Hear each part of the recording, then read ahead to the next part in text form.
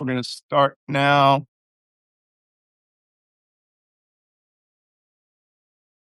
Good morning.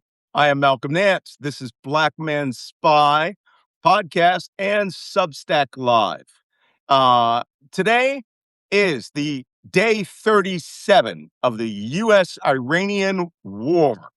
And in this WARCAST, we are joined by my co-host, who is finally here after a week skiing in the French, Italian, Swiss Alps, Jacob Kaarsbo. Hello, Jacob. Welcome back. Good to be back. Good to be back. It's Good. good to have you. I like your wife's style, which is, oh, you can take a week off from this war. It'll be back. It'll be there when you come back. That's what I And figured. you're like, drive 18 hours to the Swiss Alps, to the French Alps. Yeah. Why are we not doing this? Watch. We're sincerely slacking off. So great to have you back. Thank you, Jacob. And our, by the way, former Danish intelligence officer, Middle East expert, and now our Saudi geopolitical analyst from Saudi Arabia via Minneapolis, Minnesota, Wajeeh, the gay lion. Wajeeh, salam alaikum. Thank you for having me. Walaikum Hello. assalam wa rahmatullahi wa barakatuh. Thank you for having me. Today I'm wearing my King of Morocco outfit. That's it.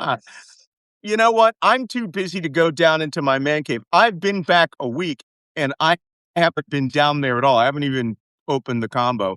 And, I've got my whole hat collection down there. But let's limit that today. We have to stick to an hour. I have another podcast to do. I've been doing CNN, Al Jazeera.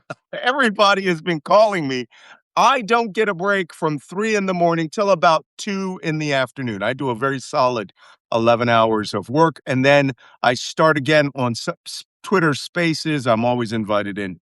So I want to start early. First, Jacob, do you have coffee or what? I do have my trying mug. Oh, yeah, I have a little bit. Okay, let's see your mug. There you go. He's got his traveling mug. Wajeeh, what are you drinking from? Oh, that's very pretty. Oh, very pretty. A nice blue. I'm Blue still like waiting the on my sky. Saudi Special Forces mug. Okay. And I am drinking out of a dainty little English tea service cup because I was too lazy to clean the coffee cups I have in my bedroom. And my wife has this dainty tea service set that is never to be used. I decided to use it. And it's cute. I feel like I'm at like a little English tea with a bunny rabbit and a chipmunk or something like that. So, that being said, let's move on to now that we have our coffee cups. Let's move on to the casualty count. Wajeeh, can you please bring up the casualty count on the Al Jazeera casualty live tracker, which is not being tracking particularly accurately, but they're getting there. I think they're doing it once a week. Wajeeh, are you still with us? We shall see. Here you He's go. probably pulling it up now. Somebody's Can you having see that? kombucha with kimchi. What? Okay, please give us a readout on the casualty live tracker. I hope you could see this very well. In Lebanon, unfortunately, we have 1,345 killed, 4,040 injured.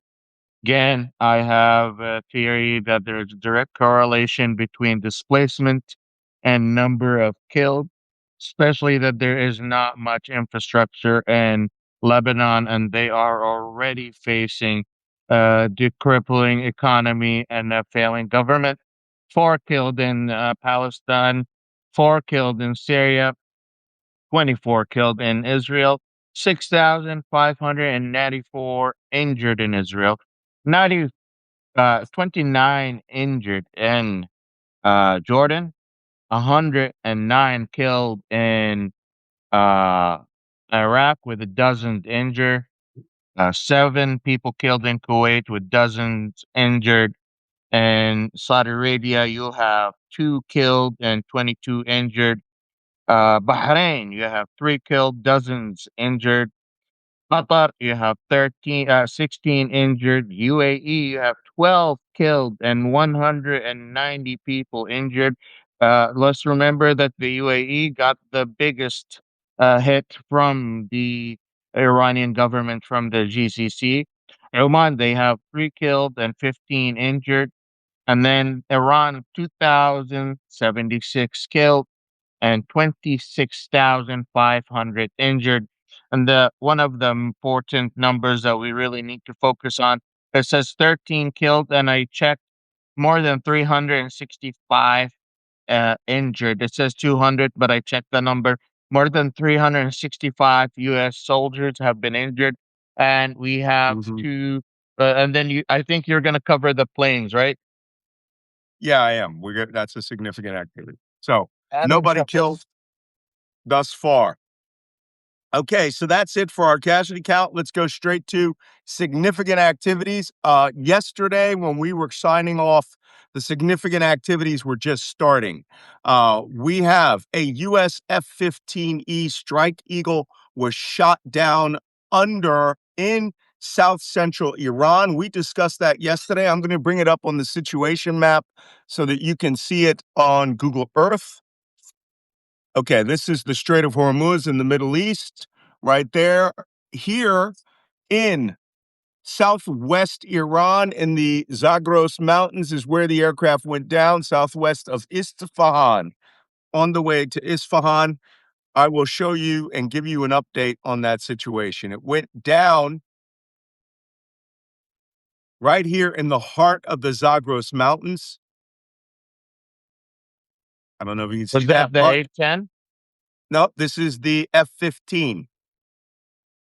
That went down that we talked about yesterday. Two people on board, pilot and a WSO, a weapons systems officer. That's the person who guides the bombs, drops everything, but is also a pilot, a co-pilot. He can fly the aircraft if he has to.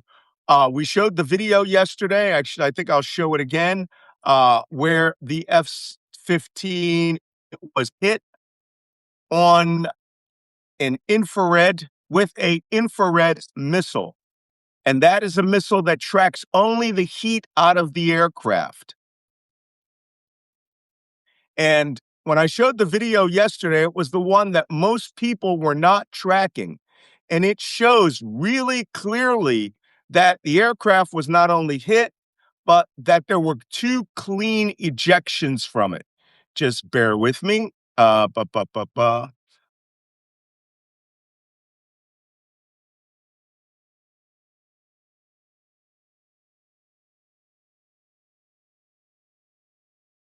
Infrared. And while everybody else was going on about, oh, here's pictures of the airplanes, there was a very good Iranian video of the missile striking the aircraft. And I don't know why I didn't save it, but it does show the ejection of the pilots coming out of there. Explosion.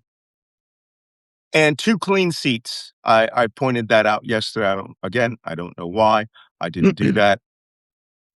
While we're You looking did for that, I point got to them tell out you, yesterday. say again? You did point them out yesterday. You went second by second on the video Okay.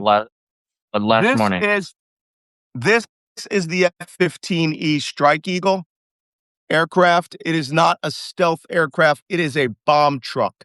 As you can see, as a pilot in the front and a WSO, weapon systems officer and operator in the back, it can carry a F-ton of bombs and missiles for fighter aircraft. If it has to get into a dogfight, it can get into a dogfight. This was our standard aircraft uh, in the U.S. Air Force, our standard interceptor from the 1970s to today. They converted most of the ones that we operate today are F-15E strike aircraft.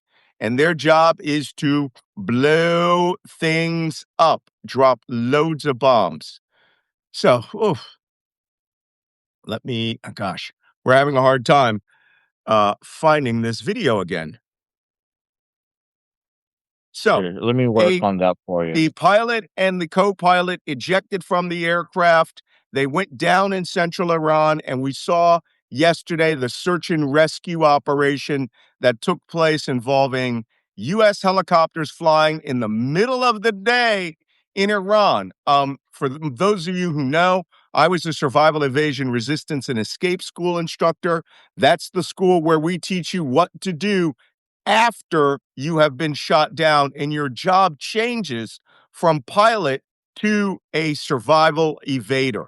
Your job is to stay out of enemy hands. That happened with the help of U.S. Special Operations. Okay, and here's some of the aircraft. Here's a photo of U.S. aircraft flying over Iran, refueling the two HH-60 Special Operations helicopters, which have the para-rescue men who fly in and get it. That transport is not just a refueler, it is what we call a pathfinder.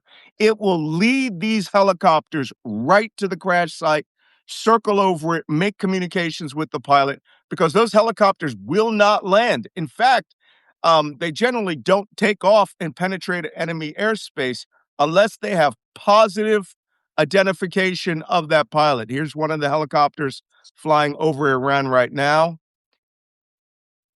There's boatloads of video out there of these aircraft flying in that country. So you can go on the internet, you can see it all day, all night. The Iranians, everybody with a cell phone. This one I'm going to show you in a minute. Everyone with a cell phone took it out and took videos of the aircraft. Here are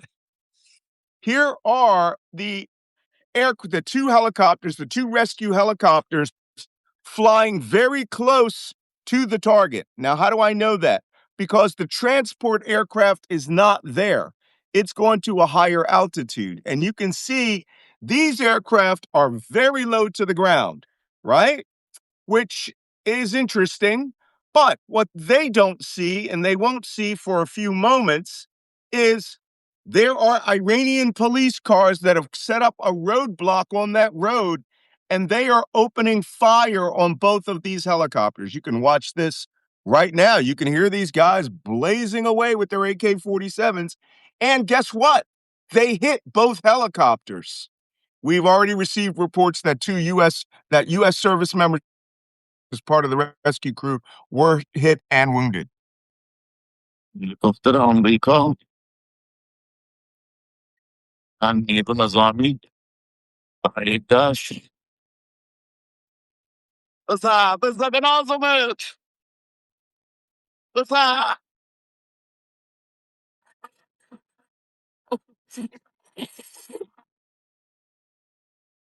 هلیکوپتر آمریکا That's one more time. از نیرو نظامی See, there's 3 cops out there. دشت بزن به نازمت بزن. So as you see, one of the pilots was rescued. The other person has not yet been recovered. They say that he is alive, he and or she is alive. As you saw in Kuwait, we had female F-15 pilots. He or she is alive. They are in positive communication. The problem is that person's job right now is survivor evader, to stay out of enemy hands. And what we're doing is we're probably using drones and satellites and aircraft that are in the area to move that person to a conventional recovery, which means to a spot where the helicopter can pick them up. We don't know if the person is also. I'm sorry, you found it? Yeah, okay, you go want ahead me and to send play. it to you? Yeah, send me. Well, let's see. Who's the site that it's on? Who's the person that it's on? You know how Arabs, really hate Americans, so I just looked it up in Arabic because they love replaying that shit. Okay. Well, let's just keep So- going on because we've got limited time. I'll show it later. So Okay. the F-15 was shot down. When you eject, the aircraft is moving and you are on the end of a rocket sled. You can get physically separated from your pilot or Wizzo in just a matter of a second because you are going from 0 Gs to 15 Gs, and you can be injured through the whiplash of the ejection chair. And we talked about that yesterday. The actual ejection process puts you into the proper position to eject, brings your head back. But that doesn't mean the explosion of the missile on the aircraft didn't wound you. The other person could be out there. The problem is now all of South Central Iran is hunting for that individual. And we saw yesterday there was a news report where they called on everyone to hunt for the pilot. And right on cue, that area of Iran is very mountainous, right? And those people are literally hillbillies. And here is a video that they turned in of them hunting for the pilot. And you can see they have single shot rifles. There's one guy with an AK because he's the cop, right? And they're all out there. همسالات پیدا میشه نتن آقای یه خرابی کو یا سلام علیکم بچه همیشه بالا آقای سلام علیکم خسته باشین خسته باشین خسته نباشین یا سلام علیکم آقای سلام علیکم علی سیادی پیدا می‌کنی ان شاء الله پیدا میشه ان شاء الله ان شاء الله Inshallah Pradamshin. God willing, we're going to find him. So there is a hunt. Now, it is extensive mountain terrain. The first thing we do is we teach you to get away from the crash site and to a place of safety where you can communicate with us. And we don't mean just like any little bottom, little tree. We want you to have cover, right? Cover so that when bullets are bouncing around you, and this is mountain, so you can get into a little hole. The problem is you're going to create trail, right? You are going to create a little trail of your footsteps and boot steps, and you've got to get as far away from the site. The beautiful thing about this is usually hunters and people who are after you go generally to the site of the crash, and then they start looking for your ejection seat from there. That gives you a little window of time to move slowly. I'm going to teach you guys something. Never run when you're being hunted. Never, never, never, never. Because when you run, you're like a jackrabbit or you're like a deer that's dashing. Hunters who have been in those mountains forever, they are looking for a differential in the periphery of their eye of what's not moving and what's moving fast. And so as soon as you run, it is human perception to pick up on that thing that is moving quickly. We teach you to move like molasses, crawl slowly, right? And pretend like you're a French mime imitating, a slow motion fall. That's how we want it. And hopefully that pilot is holed up. He is in communication. One thing we won't do, we will also not circle over you. We will circle off in a distance at high altitude, and we will communicate with you. Some of these SEER radios, the CSAR radios, are encrypted, right? So we can also get in communication with you via satellite, right? So, and then once we've got you by a satellite, we will give you now the new survival radios will actually send you data link instructions with a map telling you stand up, walk in this direction, right? If you see people, go to the right, go to the left, but meet us at this waypoint at this time. It may be a helicopter that's there, but there are other methodologies of recovery.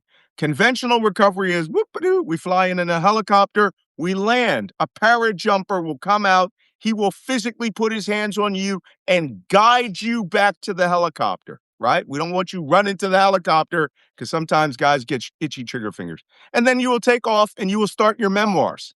Then the other kind is called an unconventional recovery. There are many different ways of unconventional recovery.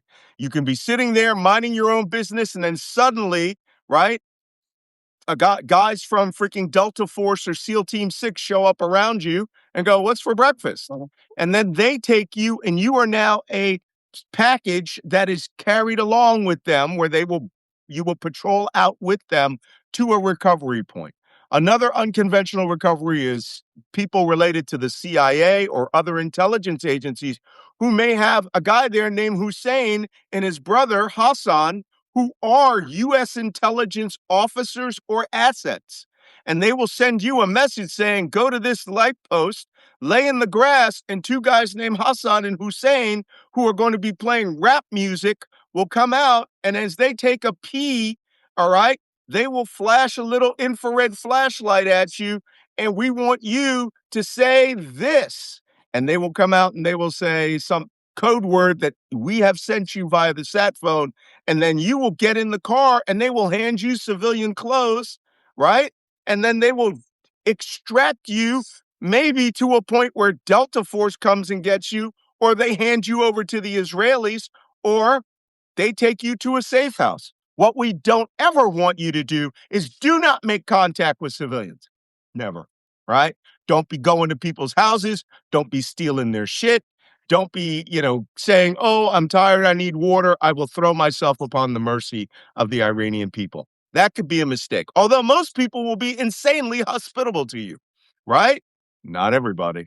They'll be serving you saffron rice and kebabs, and then the IRGC guys will come in for dinner too, right? Then you'll all enjoy that dinner every day until a negotiated release. So that's what's Do you, going on with the F-15.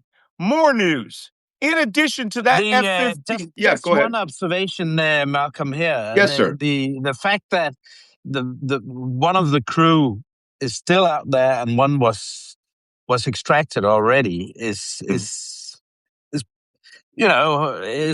a bad sign because Well, you know it's two things, Jake. It's one, we have a tendency not to do two pickups, right? From hostile terrain if we know that the other person is close to urban environment and in fact, the extraction may compromise him more. What we'll yeah. do is one team will take out this guy and a second team will rotate with us and take out the second guy. Right? The problem is when the first crew came in. Oh, this is another thing. The very fact that we did this in daytime is insane. We don't do that shit in daytime unless we 1000% know where you are. We have a drone with its eyes on you, right? And we know you're not near bad guys and you've moved to a safe spot. Then we will insert the extraction team, the CSAR helicopters. We'll land and we'll winch your ass out, or we'll land and pick your ass up. But what does it do when helicopters and transport planes are flying over Iranian airspace? I have now alerted everyone else in Iran that there is another guy out there. The second team most likely also got shot at. Two helicopters were hit. So, let's move on. This is the aircraft loss chart. One second. Yeah, please. So you have one plane, which is the F-15 that has two pilots in it. And then you Yes. have the A-10 that has one pilot in it. We have only Yes. retrieved one pilot. What about the two others? Yeah, well, we have retrieved one of the two, right? We have retrieved one of the two U.S. Air Force pilots who were flying the F-15. F-15. And in a moment, I'm going to talk to you about the A-10 Warthog. But before we go, I want to show you, this is a Prick 112G, an ANPRC 112G. This is the latest survival, evasion, resistance, and escape radio. This is on the pilot's escape vest, right? He wears it all the time. This is not in the seat pan of his ejection seat. This is physically on him.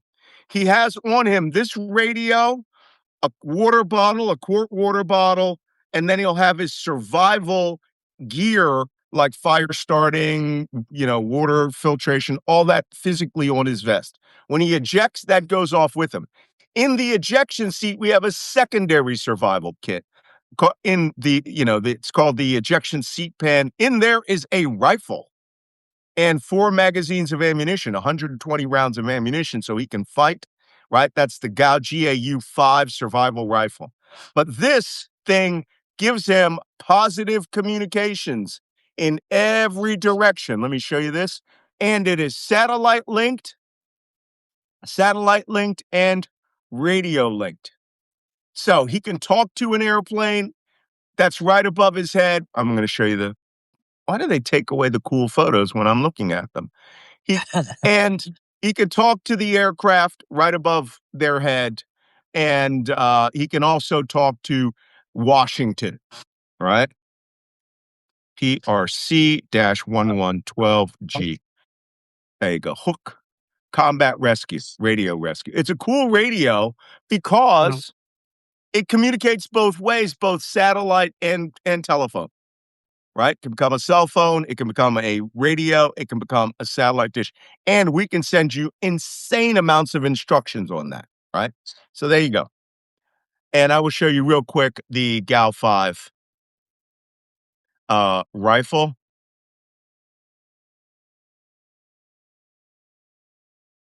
It's a survival rifle. Back in the old days, it used to be taken into parts. This is the U.S. Air Force GAL 5 survival rifle. It physically comes apart into two pieces.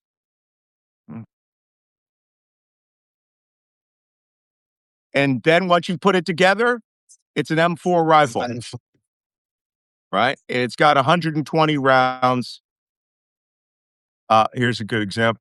This is a guy named Garand Thumb holding the rifle. That's what it looks like when it's assembled. So the pilot has a pistol, this rifle, 120 rounds of ammunition, and more importantly, he has that damn radio. Okay? So that's what's going on with that guy. Next, let's move on to, here's the situation map. So that F-15 still has one guy out there. Let's move down to the Strait of Hormuz. At the same time yesterday, at the same time that F-15 was being shot down at midday, we told you A-10 Warthog strike aircraft were flying around the Persian Gulf and that we had heard no reports of them destroying any small boats. Well, this happened. This is an A-10 was shot down off Qasem Island and the traffic separation scheme in the Strait of Hormuz, most likely by a air missile that was carried on the shoulder of an IRGC person on a small boat. Not a positive thing to have happen. Here's why this is significant. The A-10 Warthog is without any question the single toughest built aircraft that we have. Everything that you see here is armored. Double engines, it can fly on one engine. This where the pilot is a tub of titanium. You could hit that thing with anything. It's designed to fly with holes and half a wing.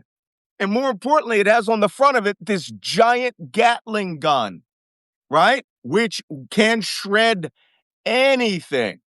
The fact that this thing got hit, the problem is it flies very, very low. And if you start feeling confident that there's no one out there that can get you, well, the enemy can actually teach you a lesson that there are, in fact, people who can get you. Iranian man pads. Yep. A man pad is a man-portable air defense system, also known as a shoulder-launched missile. This is what it looks like. Oh, wow, things are loading slow today. Yeah. Oh, this is a U.S. government website. I have a here video I of explanation about the A-15, A-10. I saw you saw that. I'm going to get through this quickly today so we don't do that. This is what it looks like. If you're in a small boat, you could carry 2 or 3 of these. And it turns out somebody did. Because not only was that A-10 shot down, the pilot ejected, and we did proper combat search and rescue. He was recovered. That's why he is not in Iranian hands. More importantly, there was a second one of these, and a second A-10 was damaged. It blew out one of its engines. And I'm going to show you a picture of that. That was taken in Desert Storm, a famous incident in which a female pilot in Desert Storm flew with one engine. And this is what it looks like. Hold on. When you land with one engine and the other one has been blown open by a man-portable air defense system. That's what it looks like. The missile runs up the tailpipe of your engine and blows out. Fortunately, the A-10 was very strong, and that second aircraft that was damaged managed to do an emergency landing, most likely in the United Arab Emirates. So, but Malcolm, wow, we lost 2 aircraft in one day. I'm sure glad nothing else happened. Well, funny you should mention it. We also had 2 of the rescue helicopters were damaged. Yep. And we had a report that an F-16 landed with an emergency landing, which may have been damaged. And then this happened. I will show you this on the imagery. By the way, the drone that was supporting the rescue of the pilot, the MQ-9 Reaper drone, was shot down. And there's video of it being shot down. We have now lost 17 MQ-9 Reaper drones. These things have rockets, missiles on them. They can carry bombs, and it's perfect for search and rescue. The problem is, when they shot down an F-15, they're probably going to be able to shoot you down too. But it's better to lose those than losing human beings. So right now, this is what's going on. We lost another aircraft yesterday to an Iranian drone. Let me see if I can find that picture. To an Iranian drone that was fired in Kuwait. Yes. I think I have the picture here, actually. We lost a Chinook helicopter at Camp Bueling, which is the base that we think that the special operations would be flying out of. Here it is. Here is the helicopter. A drone hit right in front of the aircraft and blew off the front end of that helicopter. Yeah. That happened yesterday also. So we are actually losing a lot of aircraft. Not as many as we lost in Desert Storm, but still a lot of aircraft. Okay, let's move on to the other a lot of aircraft Yes. all of a sudden. Yeah, A lot of aircraft all of a sudden. Someone asked me about that, and they said, "What's your theory about that?" I said, "Simple. They are now confident they can hit them, and they may have been biding their time, saving their weapons for a big campaign. Now they have a taste of blood, and now they're going to want to start getting more kills." Another system that was shot down yesterday by Iran is an AGM-158 Joint Attack Cruise Missile that the United States uses. This was shot down before it got to its target. The warhead section is here. And it tells us this: we don't see a lot of the anti-aircraft fire that's being shot in Iran because they don't have internet for most people. But they are shooting guns up in the air, right? No. It is not complete total air dominance anymore. We have to descend back to air supremacy, which means we can fly pretty much anywhere we want, but now we still need to behave. Okay, this next significant activity, and I will go over to the Iranian strikes, is Trump, before this shoot down, not even an hour, saying,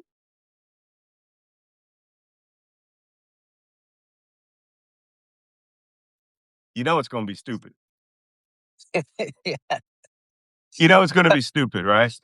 Hold on. I don't know why it's not... I'm already shaking my head. You can shake your head right now. Because you know it's going to... Okay. There, just about everything there is to obliterate, including leadership. The Navy's gone, their Air Force is gone, their anti-aircraft equipment is gone. We're flying wherever we want. We have nobody even shooting at us. Oh! There, just about everything there is to obliterate, including leadership. The Navy's gone, their Air Force is gone, their anti-aircraft equipment is gone. We're flying wherever we want. We have nobody even shooting at us. Famous last words. That's precisely what he said, and almost as if the Iranians heard him, shoot him down. They shot down the Let him F-15, know what we shot down have. the A-10.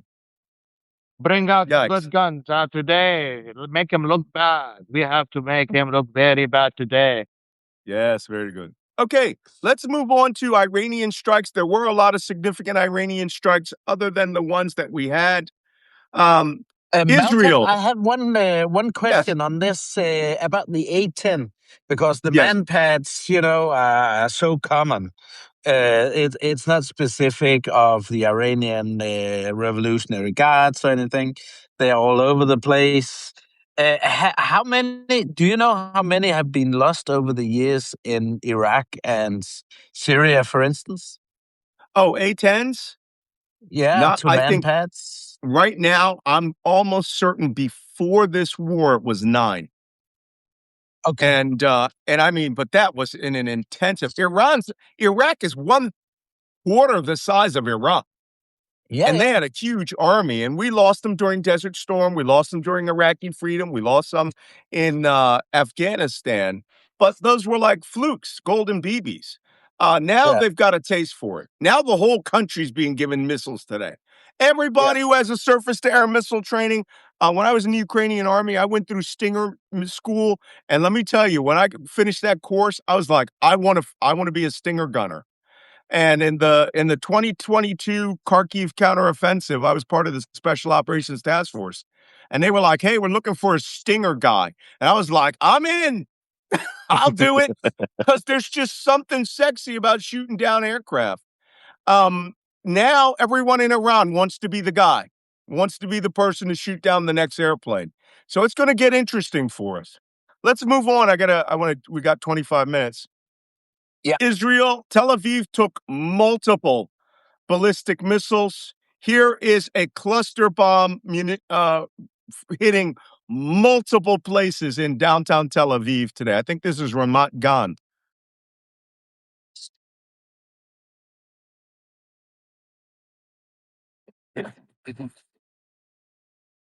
Watch this.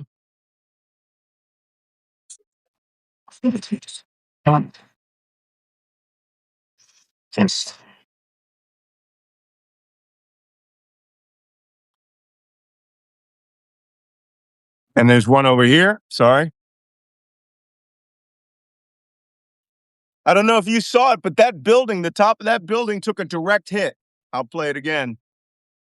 Just unhealthy.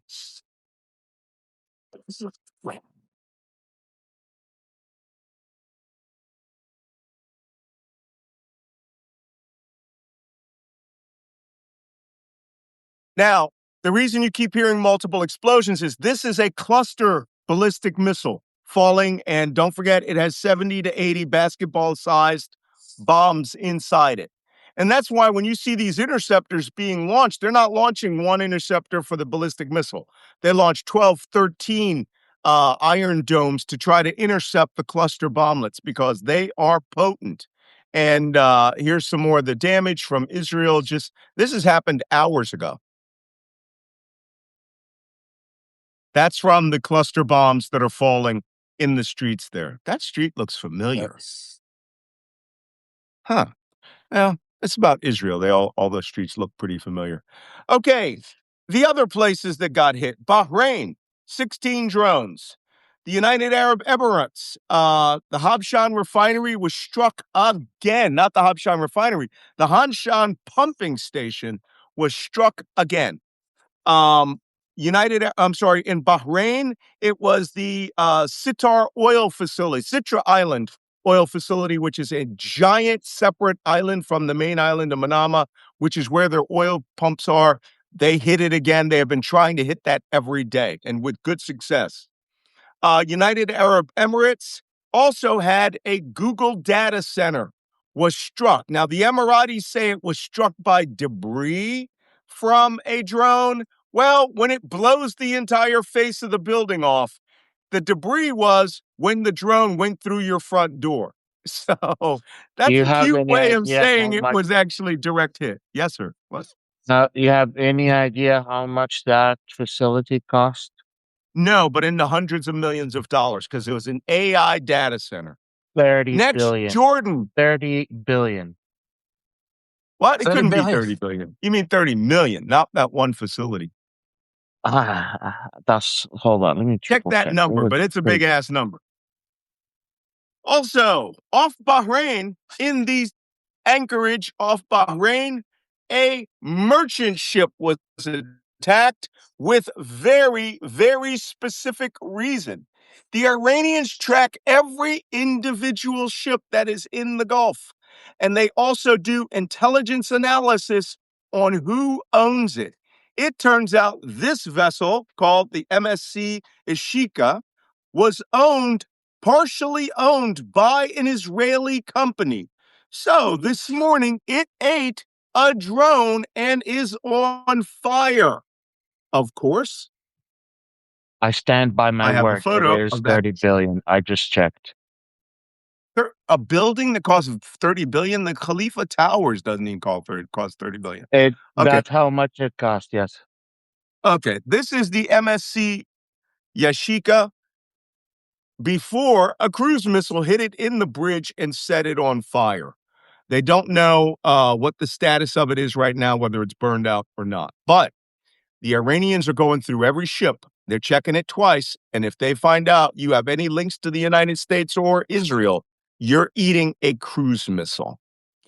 Ignore reports that this vessel was going through the Strait of Hormuz. It was off Bahrain, nowhere near the Strait of Hormuz.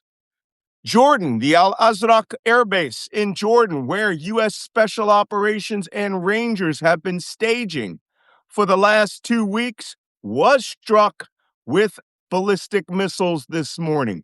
They got through. This is southeast of Amman, Jordan, and was struck by ballistic missiles. Okay, that is it for the Iranian strike report. They appear to be sort of on the offensive. The United States has ordered 1,500 sailors who were hiding away in Bahrain, not doing anything because they were the staff of Commander 5th Fleet, where I worked. I served at Commander 5th Fleet in downtown Manama, Bahrain, and were ordered to leave the country. U.S. Airports Force transports flew in and flew out the entire staff of Commander Middle East Force, Commander 5th Fleet to Norfolk, Virginia. So they've so fucked up that base so bad, they had to move to Virginia, and they will probably be reassigned. There's not a lot of work you can do there when your base, which is down here, right? Wait, let me rephrase that. Which was down here, has eaten no less than 10 drones and 10 ballistic missiles and has been smashed beyond smithereens. Worse, they blew up the goddamn Dunkin' Donuts and the Krispy Kreme and the freaking Baskin Robbins ice cream. So it's time to leave when they blow up the Baskin Robbins. So Iranians are I'm looking out really for your mad. health, I guys. spent a lot of time on that base. I spent a lot of time. I'm going to show you where the Baskin Robbins is, right? Over here, down here where the Navy Exchange is. So they blew up everything here. Barracks, headquarters building, communications, the piers have been damaged. Done. That base is done. I have a bad feeling we will never be returning to the Middle East in Bahrain. Exactly, Malcolm, because that's the big thing. As long as the regime in Iran remains in power, there won't be a Fifth Fleet HQ in Bahrain again. Yeah. Okay, those are all the combat activities. You guys, comments before we go to questions? Yeah, I think that was the big thing I just said there, because there's no way that Navy ships will be coming back into the Gulf, and that the base in Bahrain will be reestablished as long as the regime in Iran remains in power. I don't think so. I think that's unlikely. I think the Iranians will get this concession out of the Gulf states. I think that they will accept closing U.S. bases in Bahrain, because don't forget, they want a Shia uprising, right? I think they will get U.S. bases out of the United Arab Emirates, but I'm not quite sure about that because they seem to be the most militant. I think Hawkish. Al Yep. Udeid. I think Al Udeid base in Qatar is finished. U.S. Yeah. Central Command is going to have to move out of Absolutely. there, and I'm Yeah. pretty sure that they'll get at least half of the bases out of Kuwait. They'll Yeah. want to keep Camp Bueling, but they may close Arif Jan, and Ali Selam Air Base. And I think the Iranians would accept this to cut half the bases. And the Saudis aren't going to do it. But I think the Saudis on their own might lower the level of them. And don't forget, the Israelis want us to move out of those bases to Israel, Yeah. which I think would be a big ass mistake. But go on. So the UAE is going to be the most hawkish, like you said. The Saudis are going to be to try to play the most diplomatic, even though behind doors they're already working with China and looking for other treaties. But they're going to play the most calm down. The solution is in Riyadh. Let's sit down and have a last talk. But Qatar, I have already received information that they are talking about actually evicting the Americans out of 1/4 of its land. The United States has 1/4 of Qatar as a U.S. Air Force base. I need you to understand this. So they are. I think the big displacement will come to Israel and Jordan. And to tell you the truth, now that the Hashid Shabi in Iraq has not really started fighting us, if they turn into this, if they join this war, like we do something stupid like bomb all the power plants or water places, suddenly I think they'll kick us out of Iraq. I think they have the manpower to kick us out of Iraq, right? I mean, like everywhere except Erbil and Sulaymaniyah, but the rest of Iraq, I think we'll be out of Al-Assad Air Base, Camp Victory, all these places. I think they'll fight us and we'll take a lot of losses. Hey, let's go to question. I think you're right there, Malcolm, because it will take so much of an investment to keep it there that the Trump administration isn't geared for that. So yeah, I mean, so that's certainly unlikely when we start losing dead people, that's the investment. Exactly. Okay. And the thing is also, as you said, Wajeeh, about the Chinese, the trouble for the Gulf countries is that, after the U.S. Didn't defend them back in 2019, and the Chinese came in and made this so-called peace agreement with Iran, they know that's worth zero, and they'll always be cautious because of Iran's links and support for Iran. So they're in a tough spot. Okay, we have 10 minutes to do a lightning round on questions. So let's keep our answers brief and we'll answer as many questions as possible. I have been warned not to break this teacup. Okay, what Al Jazeera reports U.S. and Israel hit a petrochemical and nuclear site in Iran. We reported on the nuclear one, which was hard water manufacturing facility. The petrochemical site was hit yesterday in Bandar Mashar, down near Iraq. And this is Israel, separate agenda, right? They're out to make Iran a failed state. You guys agree? Yeah, definitely. Okay. That's Somebody says scorched earth. That's what it's about. Yeah. Somebody says, why isn't the French Special Forces guy who was killed in Iraq never mentioned? He is under the Iraqi body count. We counted him.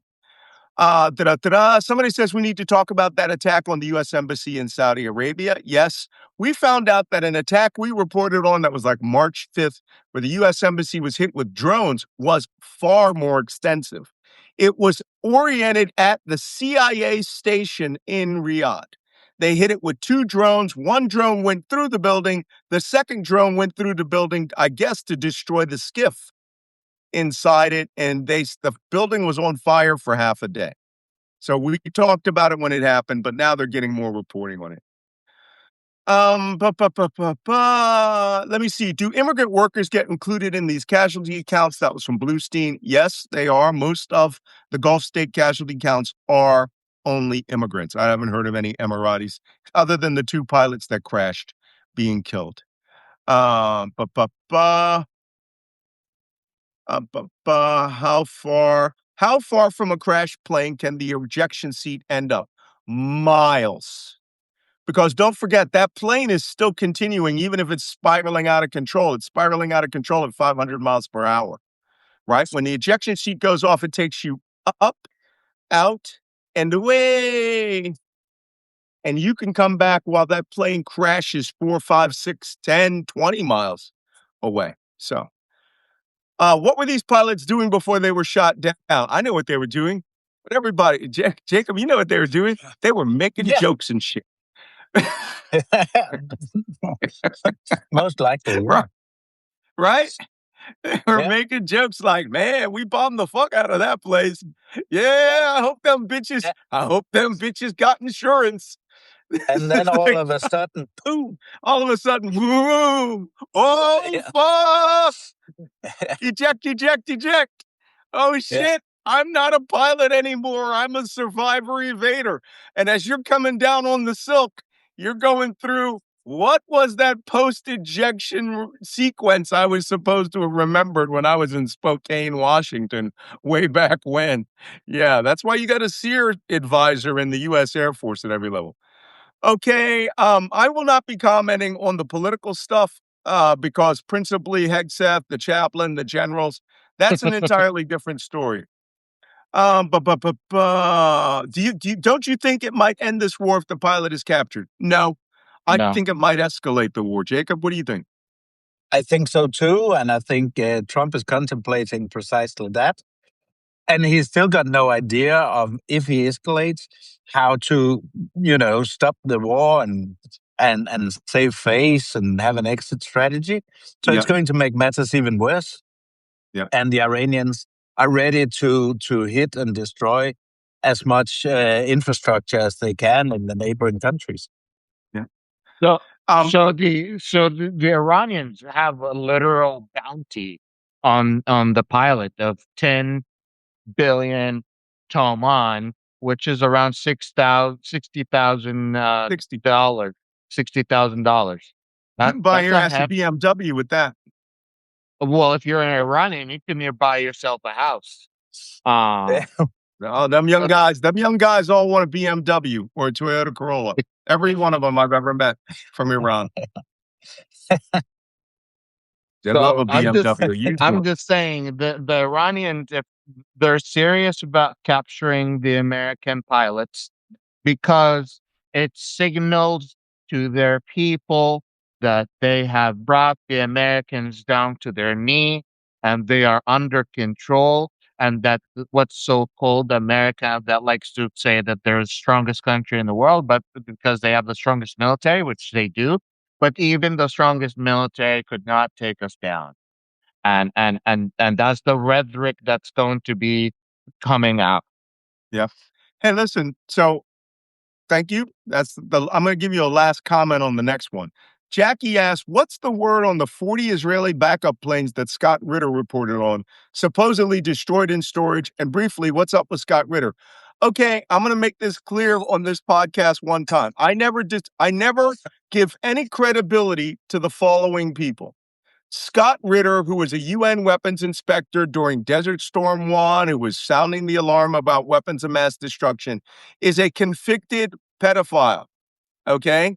This guy who lived in upstate New York was arrested and sent to prison for 3 years for trying to seduce a 15-year-old girl on the internet, and it happened to be a state trooper from Pennsylvania.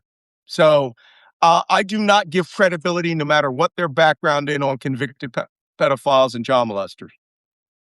And also, motherfucker works for Russia Today. Okay?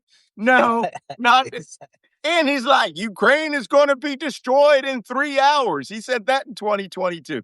Never listen to crazy people whose credibility on their disgrace comes from America's enemies. Same thing with, what's his name? John Kiriakou. That guy literally made up a story about me that he just suddenly remembered 26 years after he alleged that it happened, right?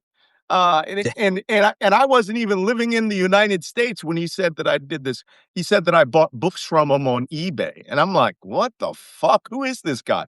Went to prison for 3 years for outing the real names of CIA officers. He has zero credit. I don't care that he worked in Pakistan against Al Qaeda and ISIS. You're a convicted felon.